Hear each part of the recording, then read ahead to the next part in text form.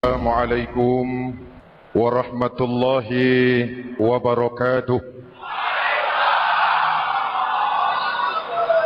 Alhamdulillah wassalatu wassalamu ala sayyidina Rasulillah sayyidina wa maulana Muhammad ibn Abdullah wa ala alihi wa sahbihi wa man tabi'ahu wa wala la hawla wa la quwwata illa billah. Subhanaka la ilma lana illa ma 'allamtana innaka antal alimul hakim wa la haula wa la quwwata illa billahil aliyyil azim.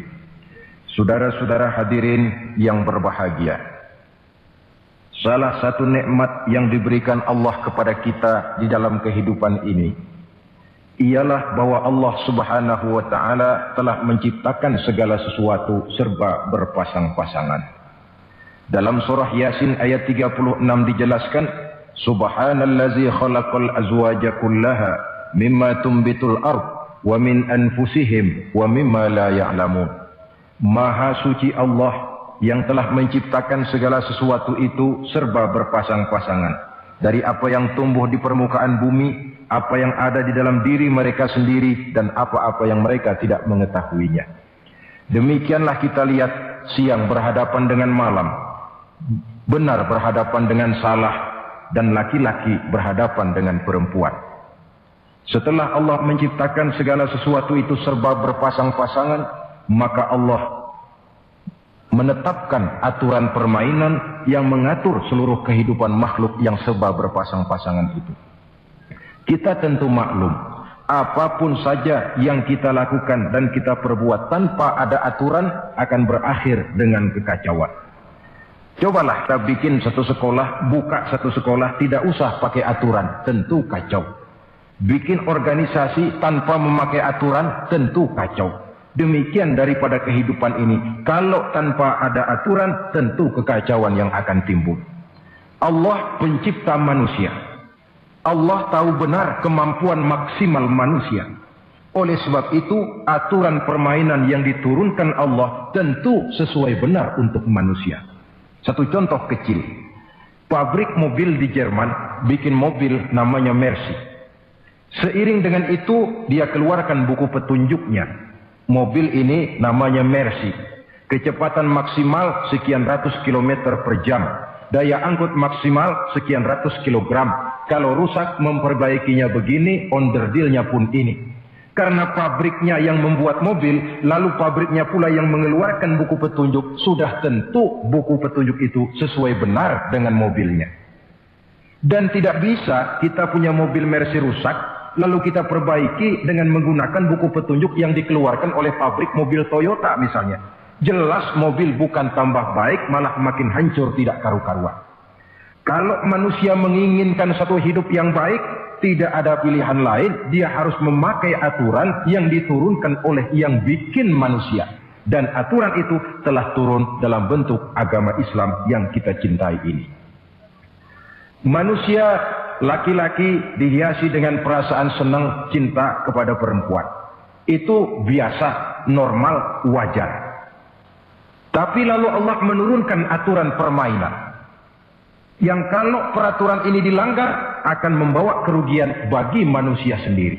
Bahwa laki-laki senang sama perempuan itu normal. Agama membuat aturan, silahkan senang, tetapi lewat satu pintu yang disebut nikah. Kalau peraturan ini diabaikan, yang rugi tentu manusia sendiri.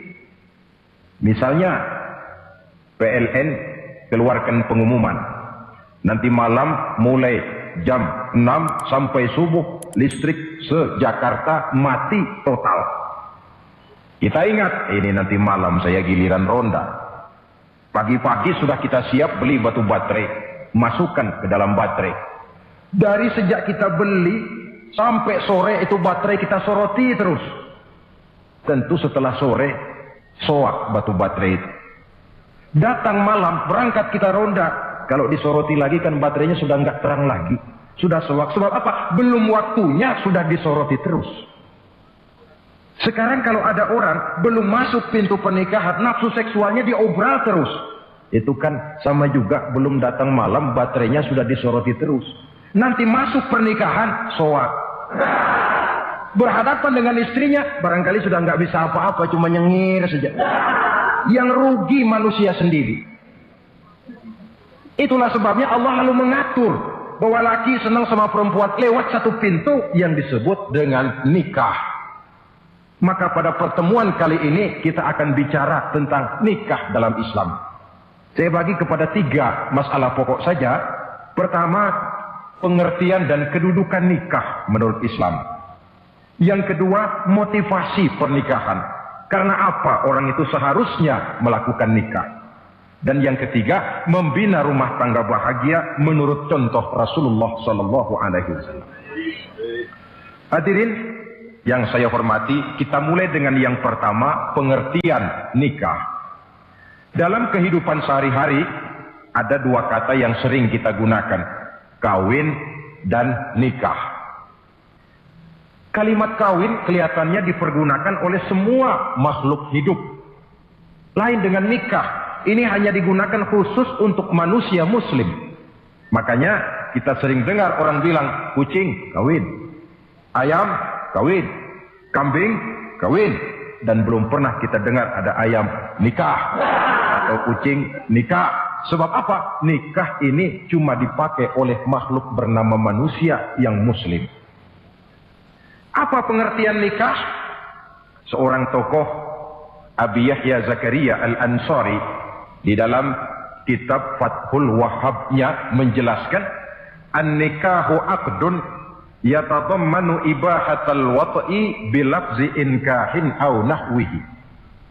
Nikah adalah akad, yaitu ijab dan qabul. Yang akad ini menjamin dibolehkannya pergaulan bebas antara laki-laki dan perempuan.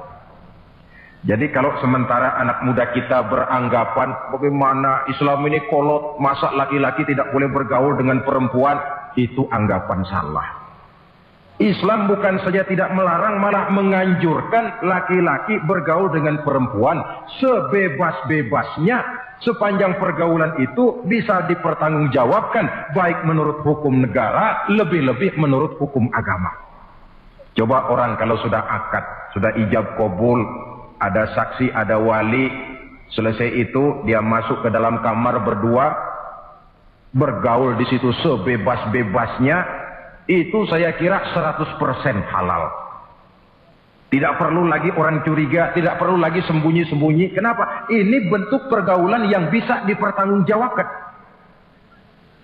Kalau tidak, dengan dalih new morality, kebudayaan modern, lalu melakukan yang disebut free love, free sex, samen liven, hidup bersama tanpa nikah alias kumpul kebo. Dan saya kira itu kebo cuma mewakili saja. Artinya begitulah kalau binatang itu kumpul. Sebab kumpul kucing pun saya kira begitu, kumpul ayam pun begitu. Kebo cuma mewakili binatang dalam kalimat itu. Tengoklah berapa banyak sudah bayi-bayi yang lahir ke dunia ini tanpa tahu kemana dia harus memanggil bapak. Berapa banyak gadis-gadis bergelimpangan jadi korban dari orang-orang yang tidak bertanggung jawab. Itu semua merupakan ironi. Maka menjauhkan manusia dari aturan agama pada hakikatnya sama dengan usaha membinatangkan manusia. Bahkan kalau manusia sudah jauh dari aturan agama, sanggup berbuat lebih buas daripada binatang. Kita tahu yang namanya bajing itu makanannya cuma kelapa. Tapi bajingan itu bukan cuma kelapa, kabel telepon doyan kok bajingan itu. Jauh lebih buas daripada yang namanya binatang. Maka agama ini mengatur agar manusia sebagai makhluk yang mulia hidup secara mulia. Jangan manusia kita ini, binatang saja. Kalau saudara ada yang punya kucing di rumah, saudara taruh di depannya, saudara sendiri yang langsung kasih ikan di piring, kasih kucing. Aduh, dia akan makan dengan tenang, nikmat, lahap, tidak nengok kiri, tengok kanan. Kenapa? Dia yakin betul yang dia makan itu sudah resmi, sah. Sebab apa? Tuan rumah yang kasih. Tapi kalau si kucing ambil sendiri di dapur, mencuri dia, setelah dapat dia bawa lari, makan pun tidak tenang. Kenapa? Mesti nengok kiri, nengok kanan. Rupanya instingnya pun bekerja. Ini bukan hak saya mencuri. Saudara-saudara, tengok orang yang sudah terlibat dalam pergaulan suami istri yang sah. Itu kan nggak perlu tengok kanan, tengok kiri. Nggak perlu takut-takut. Kenapa? Sudah sah. Tapi kalau yang bukan istrinya, wah itu sudah seperti kucing nyolong ikan. Tengok kiri, tengok kanan, tidak pernah mengalami ketenangan. Itu selintas pengertian nikah.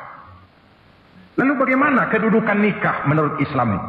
Ternyata nikah dalam pandangan Islam tidak cuma sekedar untuk memenuhi kebutuhan biologis manusia. Tidak cuma sekedar untuk memperkembangbiakkan keturunan. Tidak cuma sekedar untuk mendapat ketenangan hidup. Lebih tinggi daripada sekedar itu, nikah dalam pandangan Islam ibadah. Jadi kalau kita ditanya, Pak, ibadah apa yang paling enak dalam Islam? Jawabannya jelas, nikah. Begitu enaknya ibadah yang namanya nikah ini, sampai yang sudah pernah pun pengen ulangan. Namanya ibadah. Tetapi tentu ada konsekuensi. Oleh karena nikah ibadah, dan semua ibadah dalam Islam tidak boleh dikerjakan setengah hati atau main-main. Sholat ibadah, tidak boleh main-main atau setengah hati atau coba-coba. Puasa ibadah, tidak boleh main-main setengah hati atau coba-coba. Dan oleh karena nikah pun ibadah, punya nilai sakral, juga tidak boleh main-main setengah hati atau coba-coba. Dus nikah eksperimen tidak dikenal dalam Islam. Mas, saya dengar sampean sudah nikah ya? Iya mas, saya cuma nyoba saja kok ini. Kalau enak terus, enggak ya bubar. Ini tidak ada nikah eksperimen, sebab dia punya nilai sakral yang bermotifkan ibadah. Itu pengertian dan kedudukan nikah. Lalu apa motivasi suatu pernikahan? Karena apa seharusnya orang nikah itu? Apa landasannya? Saudara, hadis yang diriwayatkan oleh Imam Bukhari, Muslim, Abu Dawud dan Ibnu Majah dari Abi Hurairah menjelaskan, Nabi bersabda, tunkahul mar'atu li arba'in. Nikahilah perempuan karena 4 perkara. Kalau dia perempuan tentu nikahilah laki-laki karena 4 perkara. Memilih jodoh, nah inilah lengkapnya konsepsi Islam. Memilih jodoh saja Islam itu memberikan petunjuk kok. Karena apa orang memilih jodoh itu? Kata Rasul yang karena 4 faktor. Pertama, lima liha. Karena dia orang kaya. Cari yang kaya. Yang kedua, lihasabiha. Karena dia keturunan orang baik-baik. Cari keturunan orang baik-baik. Yang ketiga, lijamaliha. Karena dia cantik. Cari yang cantik. Dan yang keempat, lidiniha. Karena dia orang taat beragama. Cari orang yang taat beragama. Kalau berkumpul keempat-empatnya, rasanya surga dunia sudah. Coba lihat. Suami mana sih yang tidak bangga? Punya istri cantik, kaya, keturunan orang baik-baik, lalu taat beragama.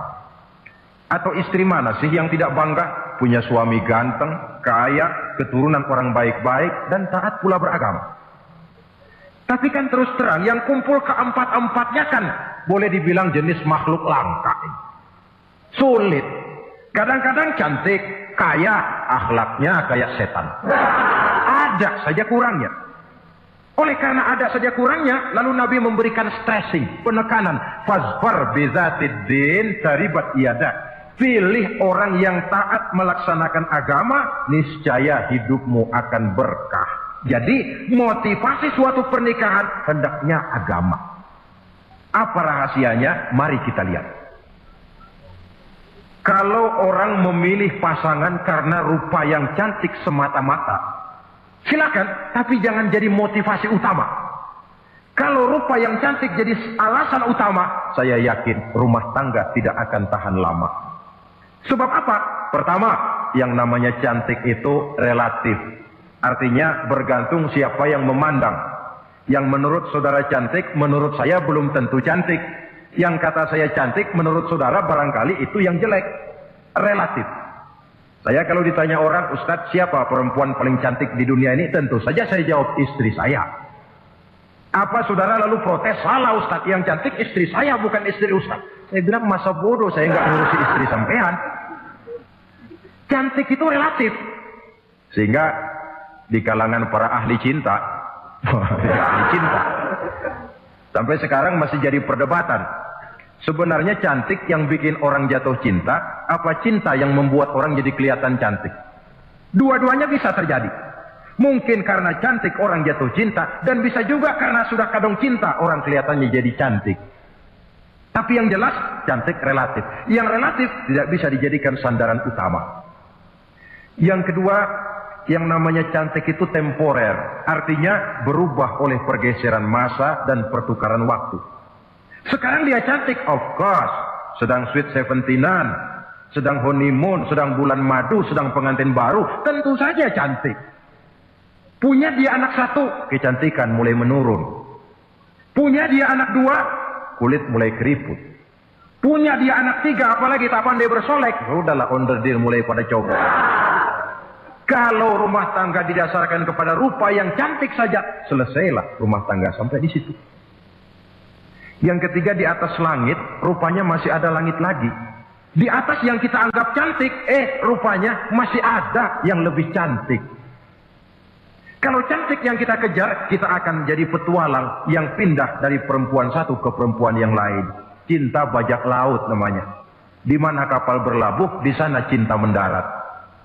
Saudara hadirin yang saya hormati, padahal sate dengan singkong itu kan bedanya cuma di tenggorokan. Kalau sudah masuk ke dalam perut, kenyangnya barangkali sama. Malah barangkali besok pagi kalau keluar lebih tidak enak baunya sate itu daripada singkong. Makanya orang kalau sudah nikah oleh Nabi dipesan, apabila kamu di jalan melihat perempuan yang membuat kamu kagum, cepat-cepatlah pulang ke rumah. Sebab apa? Sebab yang perempuan cantik di jalan kau lihat itu punya, istrimu juga di rumah punya. Gak percaya cobalah pulang, akurin, sama itu. Silahkan cari yang cantik, tapi jangan dijadikan motivasi utama. Yang kedua, kalau perkawinan pernikahan cuma karena harta, silahkan cari yang kaya. Tapi kan harta itu, kata Imamul Ghazali, al-mal zillun zail. Harta bagaikan bayangan. Sore di sebelah barat, tengah hari di tengah, sore pindah ke sebelah timur. Hari ini dia kaya, besok dia bangkrut. Roda itu berputar. Kalau harta dijadikan pilihan utama, boleh jadi dalam hidup berumah tangga ada pepatah, ada uang abang disayang, tidak ada uang abang melayang. Artinya pun rumah tangga tidak akan tahan lama. Yang ketiga, kalau karena keturunan, persilahkan cari keturunan yang baik-baik. Namun toh pada akhirnya orang diajarkan bahwa kita ini mau besar atau tidak, bukan dengan jalan menyempeng kepada kebesaran orang lain, tetapi ditentukan oleh kepribadian kita sendiri. Sekarang kalau karena agama, Nabi berikan penekanan fasfar bidzatid din taribat yada. Pilih orang yang taat beragama, niscaya hidupmu akan beruntun. Apa rahasianya? Tidak lain rumah tangga Rasulullah Sallallahu Alaihi Wasallam. Yang ini artinya kita sudah masuk kepada bagian ketiga, bagaimana membina rumah tangga bahagia menurut contoh baginda Nabi. Saudara, bagaimana sih rumah tangga Rasul itu? Kelihatan dari dua ucapannya, pendek, singkat, tapi punya pengertian filosofis yang mendalam. Dua kalimat saja beliau bilang tentang rumah tangganya, yaitu baiti jannati, rumah tanggaku laksana sorga bagiku. Bayangkan, kalau seorang suami sudah mampu berkata macam begitu, bahagia hidupnya. Ini barangkali tantangan buat kita semua. Mampukah kita di rumah tangga berkata semacam perkataan beliau tadi? Baiti jannati, rumah tanggaku laksana sorga bagiku. Padahal dari sejarah kita baca, Rasul itu rumahnya kecil. Tidurnya di atas pelepah daun korma, sampai berbekas di pipinya. Sarapan paginya seteguk zam-zam, sepotong roti, kadang-kadang 3 butir korma. Tempat tidurnya bukan alga spring bed atau Dunlop pillow macam kita punya. Di rumahnya tidak ada mebel spaghetti model yang lagi ngetop-ngetopnya. Entah di tengah rumah macam itu, beliau sanggup berkata, baiti jannati. Kenapa kita yang hidup di zaman di mana fasilitas mestinya lebih menunjang, kok malah banyak yang berkata sebaliknya? Baiti nari, rumah tanggaku laksana neraka bagiku. Padahal dilihat dari segi materi, rumahnya bertingkat, mobilnya serba berkilat, uangnya banyak berlipat-lipat, istri pun cantik memikat. Kadangkala boleh jadi jumlahnya 4. Tapi tiap hari kiamat. Kenapa ini? Marilah kita lihat. Ternyata rumah tangga Rasul itu motivasinya tidak lain agama. Agama menuntun suami dan istri masing-masing untuk tahu kewajiban dan tahu haknya. Kalau kewajiban sudah dilaksanakan, lalu hak diberikan, akan timbul pengertian, understanding. Kalau sudah ada saling pengertian, akan timbul ketenangan, feeling of security. Dan ketenangan tangga utama untuk mencapai yang disebut bahagia. Itu sebabnya hakikatnya membicarakan rumah tangga yang berdasarkan agama tidak lain adalah bagaimana seharusnya seorang suami melaksanakan kewajibannya dan seorang istri melaksanakan tugasnya. Artinya kewajiban suami itu apa? Kewajiban istri itu apa? Kewajiban istri hak suami, kewajiban suami hak untuk istrinya menurut tuntunan dan tuntutan agama. Saudara hadirin, menurut hadis riwayat Abu Dawud dari Muawiyah bin Haidah, suatu hari Rasul ditanya, "Ya Rasul, apa sih hak istri-istri kami ini? Artinya kewajiban kami sebagai suami ini apa?" Rasul menjawab, pertama, "An tat'amaha iza ta'imta." Kau beri istrimu makan sebagaimana engkau makan. Kewajiban seorang suami.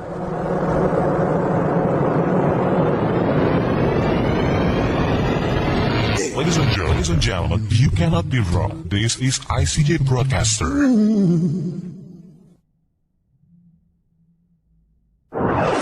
Ladies and gentlemen, this is the Integral CJ's Management presents. Nah, saudara hadirin.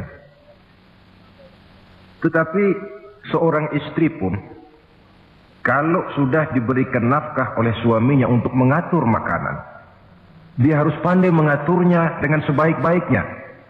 Menu yang teratur, gizi yang lengkap, dan saya kira yang namanya 4 sehat 5 sempurna itu kan tidak berarti bahwa hidup ini harus serba mewah, tidak. Yang penting ada variasi, sehingga tidak merangsang suami untuk makan di luar. Jangan misalnya tahu suaminya senang jengkol, lalu tiap hari saja jengkol. Itu kan bisa kejengkolan. Dengan demikian, masalah yang kelihatannya sepele, tetapi yang sebenarnya bisa menjaga keharmonisan atau malah keretakan rumah tangga, harus kita perhatikan dengan sebaik-baiknya. Suami memberikan nafkah. Dari jumlah itu 60% lari ke kredit, 40% lari ke dapur. Tentu pada akhirnya sang suami akan merasa curiga. Padahal barangkali istrinya pun berniat baik, cuma hanya tidak ada keterbukaan dalam mengurus masalah-masalah yang berhubungan dengan dapur. Inilah kewajiban yang pertama dari seorang suami, kewajiban yang menyangkut masalah pangan. Lalu yang kedua, wa taksuwaha izak tasaita. Engkau beri istrimu pakaian sebagaimana engkau berpakaian. Suami yang adil, pakaian yang dia pakai sama harganya dengan yang dibelikan untuk istrinya. Kecuali tentu kalau istrinya ridho. Zalim seorang suami, jikalau untuk dia misalnya dia beli pakaian yang mahal-mahal, jasnya dia pakai Switzerland wool, sarungnya Samarinda. Kalau dia pakai sepatu, belilah sepatunya. Sementara istrinya cuma pakai kain belacu saja. Kenapa mesti begitu? Sebab, saudara hadirin, istri kita sebenarnya adalah bagian daripada hidup kita. Baik dia dilihat orang, baik juga kita disebut orang. Jelek dia dipandang orang, tentu jelek juga nama kita disebut orang. Apalagi hidup bermasyarakat, kadang-kadang mulut usil itu kan sudah banyak macam ragamnya. Nah, itu siapa sih perempuan yang jalan? Kenapa? Itu pakaian yang tidak dipakai sih tidak mahal, cuma pakaiannya serasi, pantas, enak dilihat. Oh, terang saja dia kan istrinya si Miun. Nah, Miun yang sedang tidur barangkali tidak tahu apa-apa mendapat sebutan baik. Cobalah kalau istri kita semaunya saja, orang akan bilang, ah itu perempuan, kenapa? Saya gerah ngelihatnya. Mau ke pasar cuma pakai kutang saja.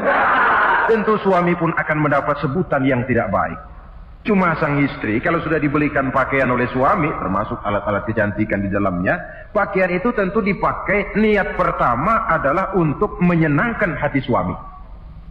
Seorang istri yang memakai bedak untuk menyenangkan suami, misalnya tiap polesan bedak ada pahalanya. Dia pakai lipstik untuk menyenangkan hati suaminya. Tiap goresan lipstik ada pahalanya, bernilai ibadah.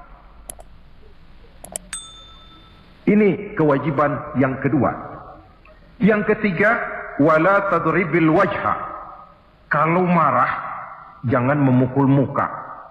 Maksudnya apa ini? Kewajiban memberikan perlindungan. Sehingga si istri merasa ada tempat dia mengadu, ada tempat dia melarikan persoalan, ada tempat dia bergantung. Kalau marah jangan memukul muka. Dan memukul itu pun upaya terakhir. Kalau tidak bisa dengan kata yang lemah lembut, agak sedikit keras katanya. Kalau dengan kata yang keras tidak juga bisa, pisah tempat tidur. Kalau memang tidak bisa juga dengan pukulan yang tujuannya bukan untuk menyakiti, tetapi untuk mendidik. Allah tadribal wajha. Kalau marah jangan memukul muka. Dan memukul pun bukan jalan pertama, tapi upaya terakhir dengan tujuan bukan untuk menyakiti, tapi untuk mendidik sang istri. Kewajiban untuk memberikan perlindungan. Yang keempat, wala tuqabbih. Jangan memburuk-burukan istrinya. Kewajiban menjaga nama baik. Sebab apa? Dalam satu bahasa yang indah, Al-Quran menjelaskan bahwa suami istri itu laksana pakaian. Hunna libasul lakum wa antum libasul lahunna. Istri pakaian untuk suami, suami pakaian untuk istri. Lihatlah alangkah indah gaya bahasa Al-Quran ini. Diibaratkannya suami istri seperti pakaian. Apa fungsi pakaian? Pertama, pakaian itu kan jadi kebanggaan. Saya bangga memakai baju seperti ini. Saudara bangga memakai baju yang saudara pakai. Artinya seorang suami harus berusaha menjadi suami kebanggaan istri. Dan seorang istri pun harus berusaha menjadi istri yang dibanggakan oleh suaminya. Jangan yang malah kemudian disesali. Itu kan kalau sudah marah orang kadang-kadang ucapannya nggak terkontrol. Istri marah sama suami, bang, nyesel gue punya laki. Sudah hilang lagi kebanggaan. Kalau kebanggaan hilang, wibawa pun hilang. Kalau wibawa sudah hilang, maka rumah tangga sudah sulit untuk dipertahankan. Yang kedua, yang namanya pakaian itu kan menutup aurat. Itu tujuan pakaian yang terpenting. Artinya di sini, kalau seorang istri mempunyai kekurangan, suamilah yang menutupi. Kalau seorang suami mempunyai kekurangan, istri juga harus berusaha menutupi. Jangan kekurangan suami diceritakan di pasar umum. Atau kekurangan istri dibuka di mana-mana. Itu namanya suami istri tidak berfungsi sebagai pakaian, malah justru saling membuka aurat masing-masing. Iyalah kadang-kadang penyakit ini. Kadang-kadang yang namanya perempuan dari rumah itu berangkat ngaji katanya. Sampai di pengajian apa? Suaminya diakur-akurin. Bayu bagaimana suami? Wah, suami saya payah. Dipayahkannya suaminya di mana-mana. Atau aib dan kekurangan istri diceritakan di mana-mana. Orang bertanya, gimana mas istrinya? Oh, Pak Maju. Loh, kenapa istrimu kan cantik? Iya, soal cantik sih iya, tapi tidurnya kok ngiler ini. Nah, ini kan nggak perlu yang macam begini ini. Tidak bisa menjaga apa yang disebut security informasi. Fungsi pakaian sebagai suami istri tidak berjalan di dalamnya. Saling menjaga kehormatan diri.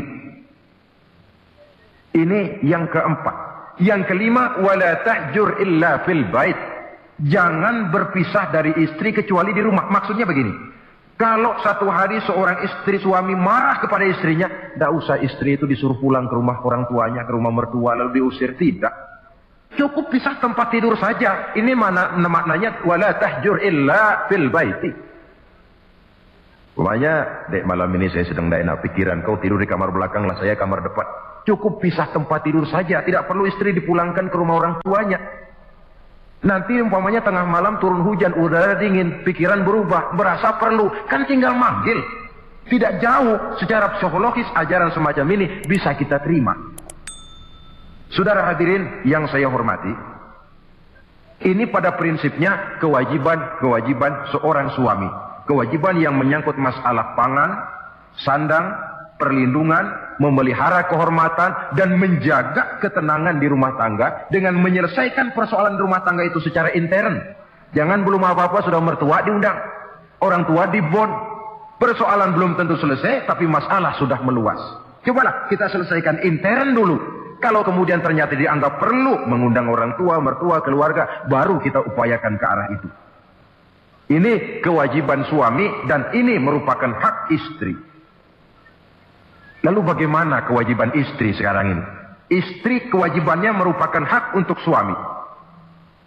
Saudara, dari hadis yang diriwayatkan Imam Ibnu Majah dari Ali bin Yazid dari Abi Umamah, Nabi bersabda, "Mastafadal mu'minu ba'da taqwallahi azza wa jalla khairan lahu min zaujatin salihah."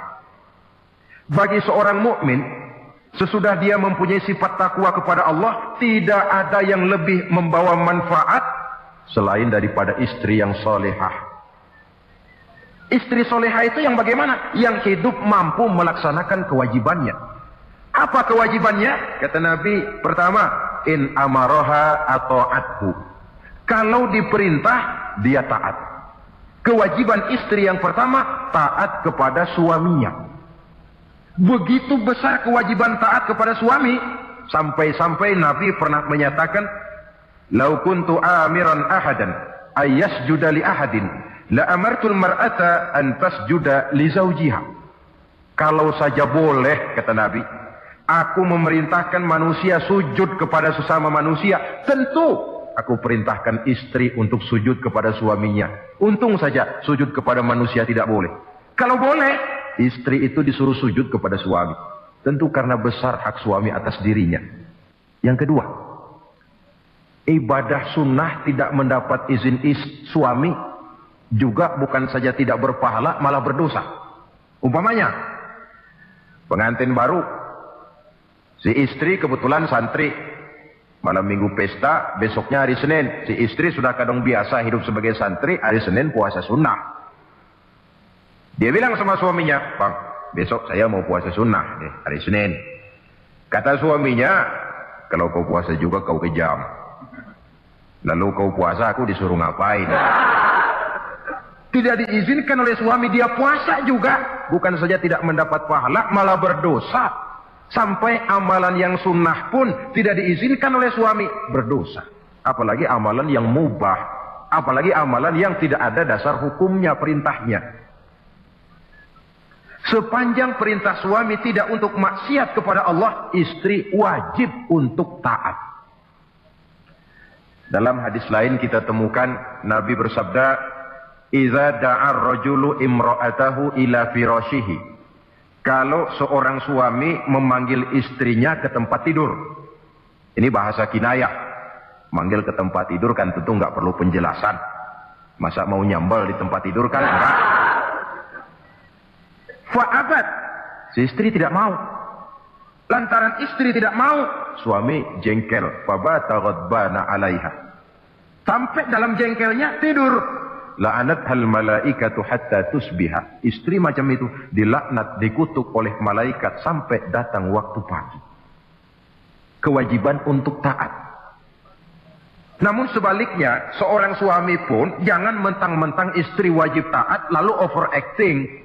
Segalanya main tunjuk, segalanya main komando, segalanya main perintah. Sebab contoh yang diberikan oleh Rasul tidak begitu.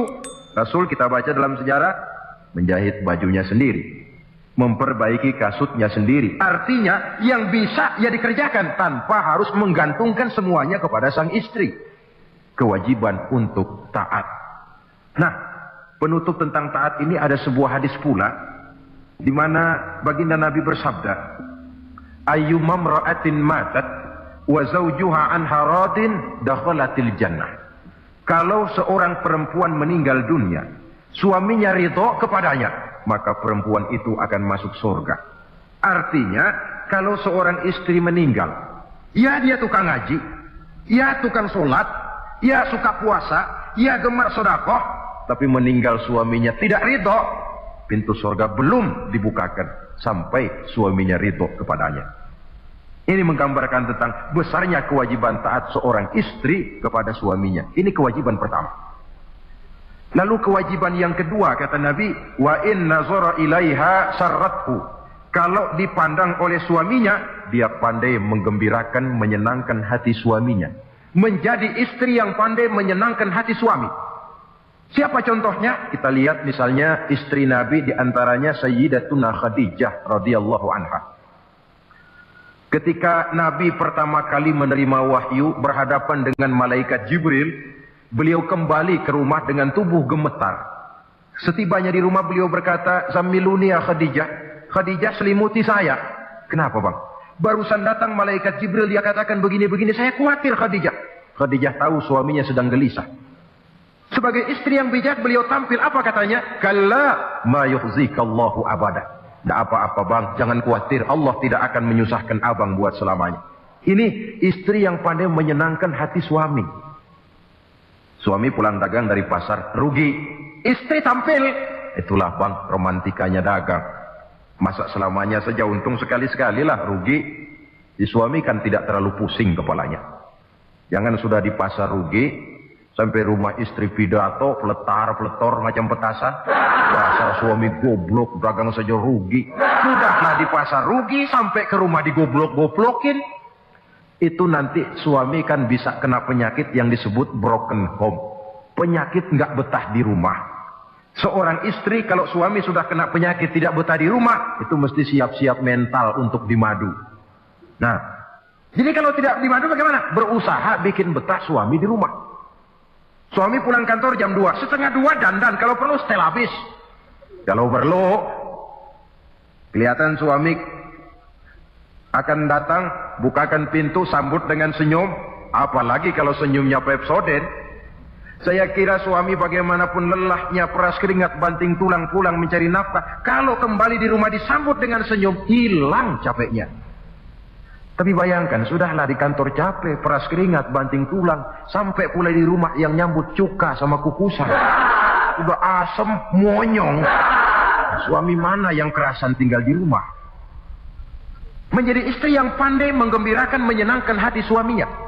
Bahkan diizinkan bohong untuk menyenangkan hati suami. Umpamanya, suami kebetulan habis obyeknya gol. Karena ingin menyenangkan istri, mampir di pasar beli kain batik. Si suami tidak tahu bagaimana kain batik yang bagus, beli saja sembarangan. Sudah kainnya kasar, warnanya norak, harganya yang mestinya murah jadi mahal, dibawa pakaian itu pula. Istri lihat dan tahu kalau ini batik jelek, norak, kasar, harganya pun murah. Tapi dia ingin menyenangkan hati suaminya. Suaminya tanya, "Bagaimana dek kain batik ini?" "Waduh bang, bagus betul kain ini. Pinter benar abang milih warnanya." "Memang yang kayak begini ini bang, coba lihat tetangga kita mana ada yang pakai kain kayak begini."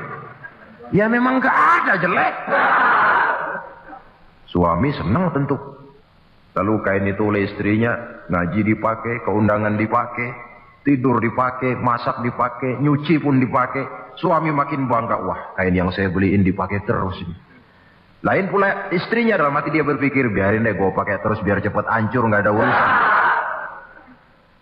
Coba kalau waktu itu si istri jujur, dasar laki goblok, beli kain kayak begini, sono pulangin. Mungkin suami yang sudah payah-payah mau menyenangkan hati istrinya malah berbalik pikirannya. Saudara hadirin, ini kelihatannya penting untuk menjaga suasana keharmonisan di dalam kehidupan berumah tangga. Begitu pula pengertian seorang suami. Rasul pernah pulang dari masjid agak larut malam, rupanya banyak orang bertanya.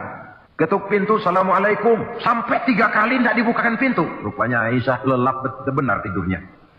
Rasul sadar beliau pulang kemalaman dan tahu istrinya capek bekerja di waktu siang. Asyraful Anbiya wal Mursalin ini menghormati istrinya. Salam 3 kali tak dibukakan pintu, bukan marah, malah gelar sorban di depan pintu. Di situ beliau tidur. Tengah malam Aisyah mau sholat, buka pintu, terkejut lihat suaminya tidur di depan pintu. Dibangunkan, begitu dibangunkan Rasul lebih dahulu berkata, "Aisyah, maafkan saya pulang terlambat memang sebab banyak yang bertanya di masjid." Sudahlah tidur di depan pintu, begitu dibukakan beliau dulu yang minta maaf.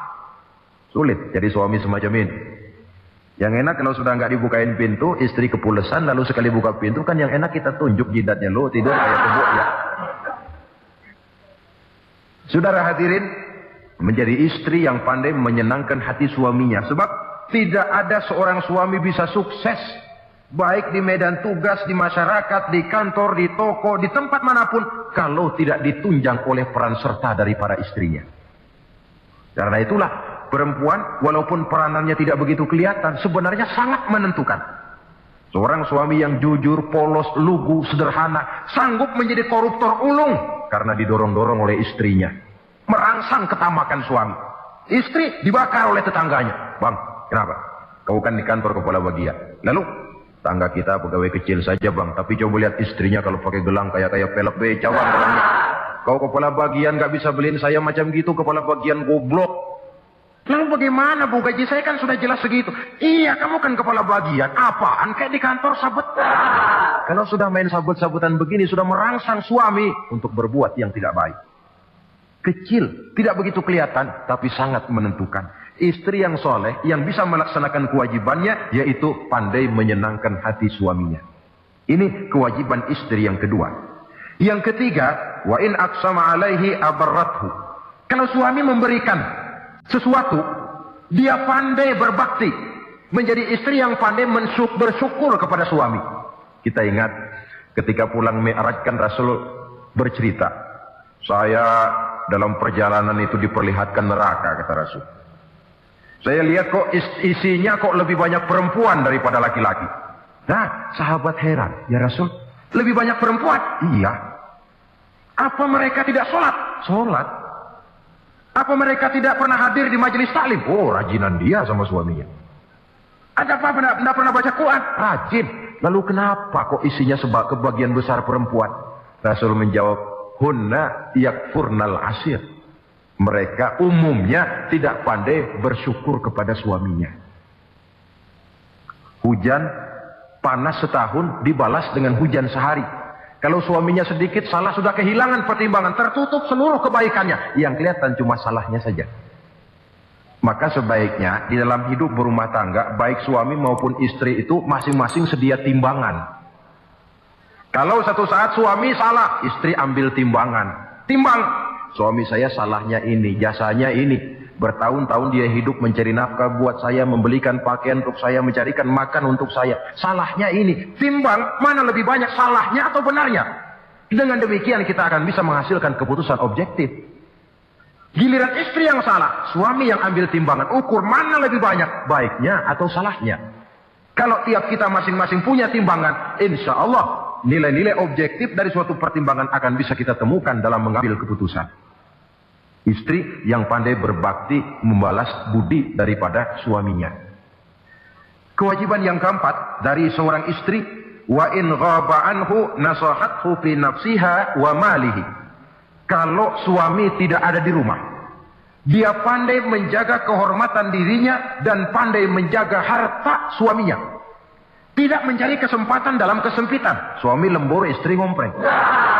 Dan pandai menjaga harta suaminya. Nah, coba lihat. Kalau seorang suami ada uang di kantongnya 100 rupiah. Ada tukang minta pengemis, istri ambilkan saja tanpa izin suaminya uang di kantong suami 100. Dia sedekahkan. Niatnya tentu baik. Si istri dapat dosa, si suami dapat pahala. Perbuatan sedekahnya itu betul, tapi mengambil uang tanpa izin suami itu yang salah. Dan ternyata salah itu lebih besar daripada pahala yang dia lakukan lantaran bersedekah itu. Kalau ini terwujud, maka suasana saling mempercayai akan tumbuh. Kalau sudah saling mempercayai, rasanya akan terwujud kedamaian dan ketenangan. Suami meninggalkan rumah dengan perasaan tenang, istri pun melepas suami dengan perasaan damai, tanpa was-was, tanpa curiga, dan sebagainya. Dan ini modal yang paling utama, mewujudkan saling kepercayaan dalam membina hidup bahagia. Saudara, jadi dengan demikian, kewajiban suami dan kewajiban istri yang merupakan bagian tidak terpisahkan dari bagaimana membina rumah tangga berdasarkan tuntunan agama, merupakan hal yang dicontohkan oleh Nabi kita Muhammad SAW.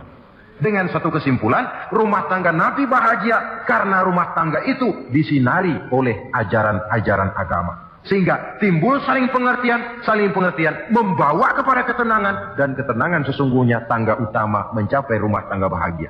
Tanpa materi, orang memang sulit untuk bahagia. Tapi materi semata-mata bukan merupakan jaminan bahwa orang akan hidup bahagia. Banyak isak tangis berbunyi di rumah-rumah mewah. Dan banyak sendak gurau, tawa dan canda, tawa lerai di rumah-rumah sederhana.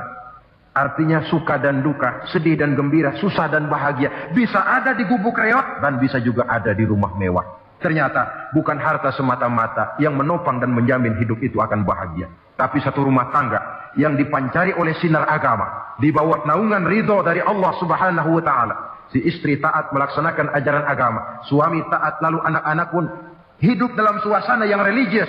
Dari sana tumbuh pancaran sinar keagamaan. Irama agama mengalun dalam kehidupan rumah tangga kita. Berfungsilah dengan demikian rumah tangga sebagai tempat di mana kita mengamalkan ajaran agama kita. Alangkah nikmat satu rumah tangga. Istri ahli ibadah, suami pun ahli ibadah, anak-anak pun terbiasa oleh lingkungan untuk hidup melaksanakan suatu ibadah. Dan keberhasilan di rumah tangga awal untuk menuju keberhasilan di masyarakat, di tempat tugas, dan di tempat-tempat lainnya. Sebaliknya, kehancuran rumah tangga akan selalu menjadi awal kehancuran karir di masyarakat, di tempat kerja, dan di tempat-tempat lainnya.